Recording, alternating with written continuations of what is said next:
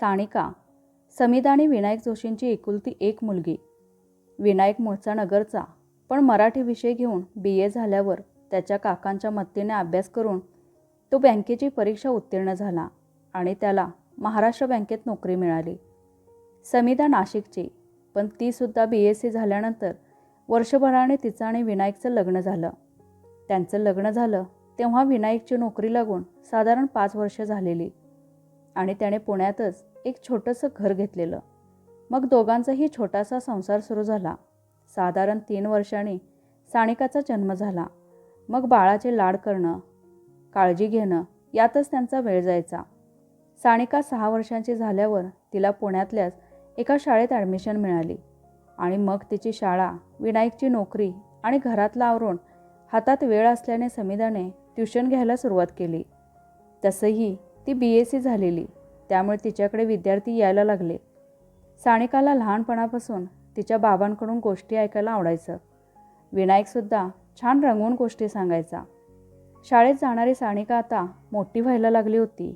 ती 2री-3रीत असताना त्याने तिला सायकल शिकवली आणि मग स्विमिंग क्लासला घातलं. साधारण 4थी-9वीच्या वर्षात समिधाच्या आग्रहाखातर तिने स्कॉलरशिप, होमी बाबा, गणिताची प्रज्ञा प्रावीण्य अशा वेगवेगळ्या स्पर्धा परीक्षा दिल्या. साईड बाय साईड सायकल आणि स्विमिंग हे आवड म्हणून चालू होतंच. मग आला तो 10वीचा टप्पा. शाळा, क्लास आणि टेस्ट सिरीजच्या मदतीने सानिकाला छान मार्क्स मिळाले. तिला गोष्टी ऐकायला आवडत असलं तरी बाबांसारखी वाचनाची फार आवड नव्हती आणि आईसारखा विज्ञानात रसही. तिने साधारण अंदाज घेऊन कॉमर्स घ्यायचं ठरवलं. सानिकाला गरवारे कॉलेज ऑफ कॉमर्सला ॲडमिशन मिळाले. हा नवा टप्पा होता आयुष्यातला. कॉलेजला गेल्या गेल्या पहिल्याच आठवड्यात तिला लक्षात आलं की इथे नुसतीच अभ्यासात हुशार असणारी नाही, पण अभिनय, वादन, चित्रकला, क्रिकेट अशा वेगवेगळ्या गोष्टीत प्रावीण्य मिळवलेली मुलं होती. जरा हीन भावना आली तिला, पण मग तिने ठरवलं की आपण रेग्युलर सायकलिंग आणि स्विमिंगमुळे बऱ्यापैकी फिट आहोत आणि तिने NCC जॉईन करायचा निर्णय घेतला. जेवढं वाटलं तेवढं हे सोपं नव्हतं. कॉलेजची लेक्चर्स, NCCचा सराव, येण्या जाण्यामुळे थकून जायला व्हायचं. पण तिने 11वी 12वी आणि FY BCom अशा 3 वर्षात NCC पूर्ण केली आणि मग पुढची 2 वर्ष कॉलेजच्याच NCCमध्ये सुद्धा काम केलं. 21व्या वर्षी ती BCom झाली आणि मग पुढे काय करायचं हा विचार करताना तिने न्यूजपेपरमधील जाहिरात वाचली. मुलींनासुद्धा सैन्यात संधी मिळते हे तिला माहीत होतंच आणि तिने ठरवलं की येत्या डिसेंबरच्या परीक्षेला आपण बसायचं. तिने रोजचा सराव सुरू केला. विनायकला आपली मुलगी BCom झाल्यानंतर खूप आनंद झालेला, पण तिने जेव्हा ह्या आर्मीमध्ये जाण्याच्या पर्यायाविषयी सांगितलं तेव्हा त्याला जरा धक्का बसला. समिधाची इच्छा होती की सानिकाने यापुढे MBA किंवा MCom करावं आणि नोकरीचा विचार करावा, पण सानिकाने त्या दोघांना सांगितलं की ती आता डिसेंबरमध्ये ही परीक्षा देणार होती आणि त्यात जर काही नाही झालं तर मग MBA किंवा BCom हे पर्याय होतेच. सानिकाचं आता रुटीन बदललेलं. रोजचा व्यायाम, संतुलित आहार, परीक्षेच्या थेअरी पेपरचा अभ्यास असं सगळं चालू होतं. मग लेवल 1 झाली, त्यानंतर लेवल 2 झाली आणि शेवटी SSBची मुलाखत बेंगलोरला होती. तिच्याबरोबर समिधा आणि विनायकसुद्धा बेंगलोरला आलेले. मुलाखत देऊन जरा 2 दिवस तिथे आजूबाजूचं पाहून ते तिघेही पुण्याला परत आले. सानिकासाठी हा पहिलाच अनुभव होता, त्यामुळे तिने MComसाठी काय करावं लागेल याची चौकशी वगैरे करायला सुरुवात केली. जर काही नसतं झालं तर ती आता 22व्या वर्षी येत्या जुलैपासून MComला सुरुवात करणार होती. पण काही दिवसांनी रिझल्ट लागला आणि सानिका त्यात सिलेक्ट झाली. आता एप्रिलपासून तिचं OTA चेन्नईला साधारण 1 वर्षाचं ट्रेनिंग सुरू झालं. विनायक आणि समिधा यांना आनंद झाला असला तरी त्यांच्या मनात धाकधूक होती.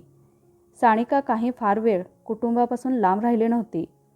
कॉलेजच्या दिवसातले छोटे छोटे कॅम्प होते, पण आता OTAचं खडतर प्रशिक्षण असणार होतं, तेही जवळपास वर्षभर. आणि सानिका तर 22 वर्षांची होती. शेवटी सगळं काही रेडी करून तिच्या शाळा कॉलेजमधल्या मित्रमैत्रिणींना भेटून ती चेन्नईला गेली. OTA पण तिच्यासारख्या निवड झालेल्या भारतातल्या अनेक मुली होत्या. स्पर्धा तर होतीच, पण तिथे हळूहळू तिची अनेक जणींशी मैत्री झाली. ट्रेनिंग दरम्यानसुद्धा अनेक आव्हानं होती. आईबाबांची आठवणही यायची तिला. शेवटी ते ट्रेनिंग पूर्ण करून ती घरी आली. फक्त 23 वर्षांची होती ती तेव्हा. आणि त्यानंतर पुढची 10 वर्ष ती इंडियन आर्मीमध्ये असणार होती. पासिंग आऊट परेडला समिधा आणि विनायकला किती अभिमान वाटलेला तिचा. तिला आर्मी जॉईन करून 2-1 वर्ष झाली. तेव्हा तिच्या आईच्या म्हणण्यानुसार विचार करून तिने इकॉनॉमिस्ट असलेल्या ऋषिकेशच्या स्थळाला होकार दिला. ऋषिकेश आणि त्याचे पेंडसे कुटुंबीय यांना खूप अभिमान होता सानिकाचा. पण तिचं काम आणि त्याचं फायनान्स फील्डमधलं काम यात खूप फरक होता. त्यामुळे त्यांना एकमेकांसाठी फार वेळ देता आलाच नाही. आणि लग्न उगाच कटू वळणावर जाण्याआधी त्याने 2 वर्षात शांतपणे परस्पर संमतीने डिवोर्स घेतला. साधारण 28 वर्षांची झाली तेव्हाच तिला कॅप्टनचा हुद्दा पण मिळालेला. मग कॅप्टन सानिका जोशी यांच्या आयुष्यात अनेक आव्हानं आली. फील्डवर काम होतं, जगू की मरू असे अनुभव होते. आणि मग 2 वर्षांनी परत एकदा तिने तिच्या बाबांचं ऐकून अमेय देसाईशी लग्न करण्याचा निर्णय घेतला. अमेय जाहिरात क्षेत्रात काम करायचा, कमर्शियल आर्टिस्ट होता. पण परत तेच, जरी त्याला तिच्या कामाची कल्पना होती तरी ती घरी असली की बरेचदा त्याचं काम असायचं, डेडलाईन असायची. त्यामुळे शेवटी लग्न टिकवणं काही जमलं नाही दोघांना. आणि 2 वर्षांनी त्याची परिणती डिवोर्समध्ये झाली. मग वेगवेगळ्या ठिकाणी पोस्टिंग, मिशन्स यातच तिने पुढची काही वर्ष दिली. पण या सगळ्यात वैयक्तिक आयुष्यात 2 डिवोर्स आणि त्यानंतर येणारी कठीण फेज ही होतीच. 33व्या वर्षी तिची आर्मीमधली 10 वर्षांची शॉर्ट सर्व्हिस पूर्ण झाली. त्याच वर्षी तिने BEd होण्यासाठीची परीक्षा दिली आणि त्यात उत्तीर्ण झाली. मग 2 वर्ष BEd करण्यात गेली. अर्थात BEd करत असतानासुद्धा नातेवाईक, मित्रमैत्रिणींशी बोलताना तिने पुन्हा लग्नाचा विचार करावा असा सूर असायचा. पण 10 वर्षांची सर्व्हिस, 2 लग्न, 2 डिवोर्स आणि मग नुकतंच पूर्ण केलेलं BEd या सगळ्याचा विचार करून तिने नोकरी मिळवणं हे ध्येय ठेवलं. कारण सर्व्हिस असली तरी पैसे लागतात आयुष्यात हे तिला माहीत होतं. शिवाय बाबांची बँकेतील 38 वर्षांची सर्व्हिस संपून ते 5 वर्षांपूर्वीच निवृत्त झालेले. मग तिला पाचकणीतल्या सेंट जोसेफ कॉन्व्हेंट स्कूलमध्ये मुलाखतीसाठी बोलावलं आणि तिथे तिची निवड झाली. मुलींसाठी असलेली महाराष्ट्रातल्या अग्रगण्य बोर्डिंग स्कूलमध्ये ही शाळा होती. फक्त एकच होतं की तिला त्यासाठी पाचगणीला येऊन राहावं लागणार होतं. 60 वर्षांची आई आणि 65 वर्षांचे बाबा असे दोघे पुण्यात आणि ती साताऱ्याला असं होणार होतं. पण विनायक आणि समिधाला त्यांच्या मुलीचा फार अभिमान होता. शेवटी ती साताऱ्याला आली आणि तिच्या आयुष्यातलं नवपर्व सुरू झालं. साताऱ्यात आल्यावर सानिकाच्या आयुष्यातलं नवपर्व सुरू झालं. सुरुवातीचे काही महिने नवीन वातावरण, नवीन जबाबदाऱ्या आणि बोर्डिंग स्कूलमधल्या विद्यार्थिनींमध्ये रमण्यात गेले. सैन्यातील शिस्त, वेळेचं नियोजन आणि कठीण परिस्थितीतही शांत राहण्याची सवय यामुळे ती विद्यार्थिनींमध्ये लवकरच लोकप्रिय झाली. मुली तिला फक्त शिक्षिका म्हणून नव्हे तर मार्गदर्शक म्हणून पाहू लागल्या. एके दिवशी 11वीतील एका विद्यार्थीला घरी काही कौटुंबिक अडचणींमुळे शिक्षण सोडण्याची वेळ आली. ती मुलगी खूप खचली होती. सानिकाने तिच्याशी अनेकदा संवाद साधला. स्वतःच्या आयुष्यातील अपयश, संघर्ष आणि पुन्हा उभं राहण्याचे अनुभव तिने त्या मुलीला सांगितले. त्या मुलीने शिक्षण सुरू ठेवण्याचा निर्णय घेतला आणि पुढे ती राज्यसेवा परीक्षेत यशस्वी झाली. तिच्यासारख्या अनेक मुलींच्या आयुष्यात सानिका आशेचा किरण बनली. दरम्यान वय वाढत असताना विनायक आणि समिधाच्या तब्येतीच्या काही किरकोळ तक्रारी सुरू झाल्या. शक्य तेव्हा सानिका पुण्याला जाऊन त्यांची काळजी घ्यायची. विनायक अनेकदा हसत म्हणायचे, देशाचं रक्षण करणारी आमची मुलगी आता आमच्यावर पहारा देते. ते ऐकून सानिकाच्या डोळ्यात नकळत पाणी यायचं. काळ पुढे सरकत गेला. सानिका शाळेत उपप्राचार्य झाली.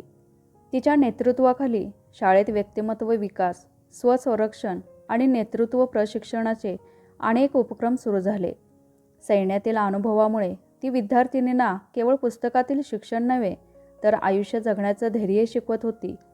एके वर्षी शाळेच्या वार्षिक समारंभात तिला आदर्श शिक्षिका हा सन्मान जाहीर झाला. सभागृहात टाळ्यांचा कडकडाट होत असताना पहिल्या रांगेत बसलेले विनायक आणि समिधा अभिमानाने तिच्याकडे पाहत होते. सन्मान स्वीकारल्यानंतर सानिका व्यासपीठावर उभी राहिली. क्षणभर थांबून ती म्हणाली, लहानपणी बाबांनी मला गोष्टी सांगितल्या. त्या गोष्टींमध्ये नेहमी नायक संकटावर मात करून पुढे जात असे. तेव्हा मला वाटायचं की त्या फक्त गोष्टी आहेत. पण आयुष्य जगताना समजलं की प्रत्येकाच्या आयुष्यात संघर्ष असतो. काही लढाया सीमेरेषेवर लढाव्या लागतात, तर काही स्वतःच्या मनात. महत्त्वाचं म्हणजे पराभव झाल्यानंतरही पुन्हा उभं राहणं. तिचं भाषण संपलं आणि सभागृह पुन्हा एकदा टाळ्यांच्या आवाजाने दुमदुमून गेलं. त्या रात्री कार्यक्रम आटोपून ती आईबाबांसोबत बसली होती. विनायक शांतपणे म्हणाले, सानिका, तू सैन्यात गेलीस तेव्हा आम्हाला तुझी काळजी वाटत होती. 2दा संसार मोडला तेव्हा तुझं दुःख पाहून आम्हाला वाईट वाटलं. पण आज मागे वळून पाहिलं की एक गोष्ट समजते, यश म्हणजे फक्त पद, पैसा किंवा लग्न टिकणं नसतं. यश म्हणजे किती लोकांच्या आयुष्यात आपण प्रकाश निर्माण केला. सानिकाने त्यांच्या हातावर आपला हात ठेवला. खिडकीबाहेर पाचगणीच्या डोंगरावर संध्याकाळ उतरली होती. तिच्या आयुष्यात अनेक चढउतार आले होते. काही स्वप्न पूर्ण झाली होती, काही अपूर्ण राहिली होती. पण आता त्याची खंत नव्हती, कारण तिला तिचं खरं ध्येय सापडलं होतं. देशाची सेवा करताना तिने सीमांचं रक्षण केलं होतं आणि शिक्षिका म्हणून ती आता भविष्य घडवत होती. आणि कदाचित आयुष्यातील सर्वात मोठा विजय हाच होता. तर मित्रांनो, सानिकाचा हा संघर्षमय आणि प्रेरणादायी प्रवास तुम्हाला कसा वाटला ते नक्की कमेंट करून सांगा. कथा आवडली असेल तर व्हिडिओला लाईक करा, आपल्या मित्रमैत्रिणी आणि कुटुंबियांसोबत शेअर करा. अशाच हृदयस्पर्शी, प्रेरणादायी आणि जीवनाला नवी दिशा देणाऱ्या कथा ऐकण्यासाठी चॅनलला सबस्क्राईब करायला विसरू नका. तुमच्या प्रतिक्रिया आणि शुभेच्छाच आम्हाला आणखी चांगल्या कथा घेऊन येण्यास प्रेरणा देतात. पुन्हा भेटूया एका नव्या कथेसोबत. धन्यवाद.